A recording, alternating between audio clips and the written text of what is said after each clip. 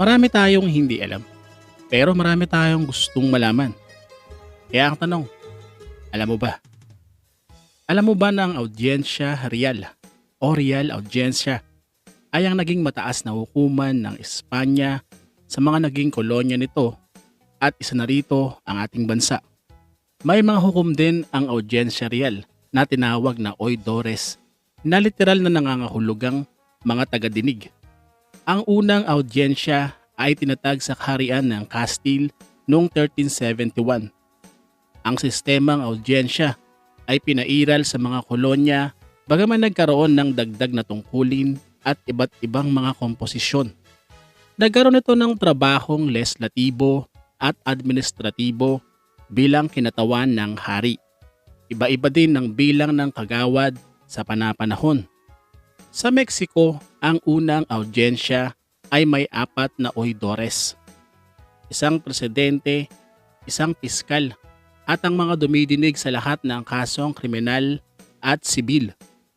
Ang kamarang sibil ay may 8 miyembro at isang piskal. Samantala sa Pilipinas, ang audiensya real ay tinuturing na unang kataas-taasang hukuman ng bansa na itinatag noong 1853 at ang unang presidente nito ay ang gobernador na si Santiago de Vera.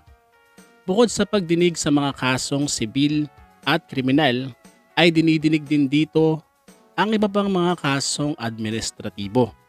Kaya nga lang dahil mahirap ang kolonya at kaunti lamang ang populasyon, ay napag-isipan na lamang na buwagin na ang audiensya noong 1859 at ipinalit ang isang konseho na may 400 miyembro sa ilalim ng gobernador general.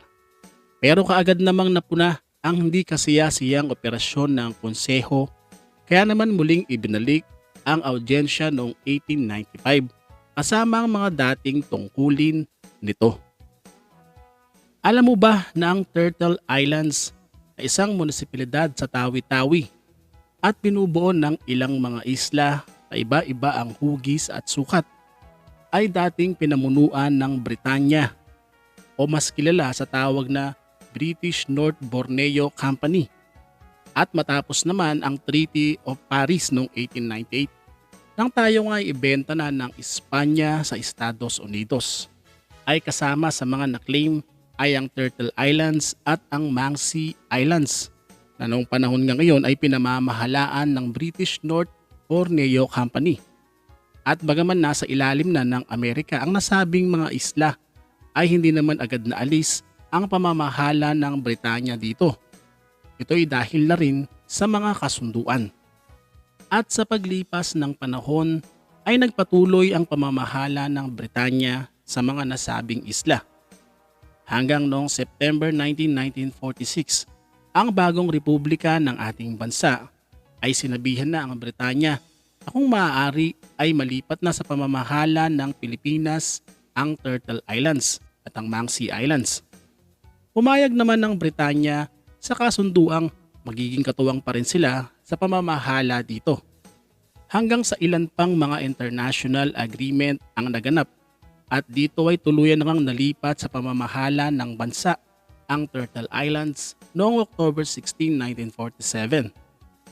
Ang ilan sa mga isla sa Turtle Islands ay ang Islang Buwan, Lihiman, Langaan, Great Bakungan, Taganak at Baguan. Ang pinakamaliit dito ay ang Langaan Island. Samantala ang pinakamalaki naman ay ang Taganak Island. Alam mo ba na ang alibangbang ay isang malaking punong kahoy na kabilang sa mga halamang namumulaklak? Ito ay mula sa pamilya na kung tawagin ay Fabaceae at Leguminosae o mas kilala sa tawag na Legume, pea o bean. Ang alibangbang ay kilala rin sa tawag na mountain ebony at cacnar na ang bulaklak ay merong 5 talulot at nasa 7 hanggang 12 sentimetro ang diametro nito.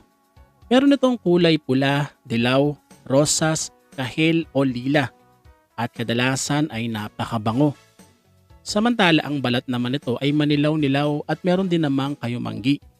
Ang mga sanga ay mayayabong sa dahon na may mga laking mula 5 hanggang 10 sentimetro.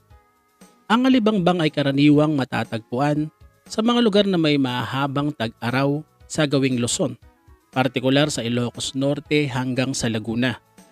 Pero ano naman ang gamit nito? Ito ay maaaring gamitin na pantunaw ng pagkain, pampurga, pamparegla, antibacterial, antioxidant, antifungal at marami pang iba. Bukod dito ay nagagamit din ito bilang gamot sa lagnat, kolera at sa mga sugat. Ang alibangbang ay salitaring Cebuano na nangangahulugang paru-paro. Ito ay marahil dahil sa pagkakahawig ng punong kahoy sa kulisap dahil ang hugis ng dahon nito ay mukhangang paru-paro. Alam mo ba na ang pag-celebrate ng National Children's Book Day sa ating bansa tuwing ikatlong Martes ng buwan ng Hulyo ay nakabatay o bilang pag-commemorate na rin sa panahon ng publish nitong si Dr. Jose Rizal ng kanyang folktale na The Monkey and the Turtle noong July 1889 sa Trubner's Oriental Record sa London. Sinasabing ang likhang ito ni Dr. Jose Rizal ay kinukonsiderang kauna-unahang paglikha ng isang Pilipino ng isang storybook para sa mga kabataan. Samantalang kauna-unahang selebrasyon naman ng National Children's Book Day ay noong July 17, 1984, kung saan merong iba't ibang mga aktibidad na inoorganisa para sa mga kabataan na mahilig sa libro. Merong mga isinasagawang mga book fair, mga exhibit, at mga dialogues mula sa mga writers at mga illustrators ng mga children's book. At bukod dito ay meron ding mga seminar, mga paligsahan, mga lectures at mga theatrical presentation. Ang mga coordinator sa nasabing pagdiriwang ay ang PBBY o ang Philippine Board on Books for Young People na national section ng International Board of Books for Young People o IBBY. Sa itong international organization na itinatag sa Zurich noong 1953. Ito'y para nga maipromote sa mga kabataan ang kahalagahan ng libro. Ang Philippine Board on Books for Young People naman ay nabuo noong January 1984 at ito ay binubuo ng mga representante mula sa Cultural Center of the Philippines, sa National Library at sa Children's Communication Center. Kasama ang ilang mga grupo ng mga manunulat, mga illustrators, mga librarians, mga researchers, mga guro, mga publishers at mga distributors.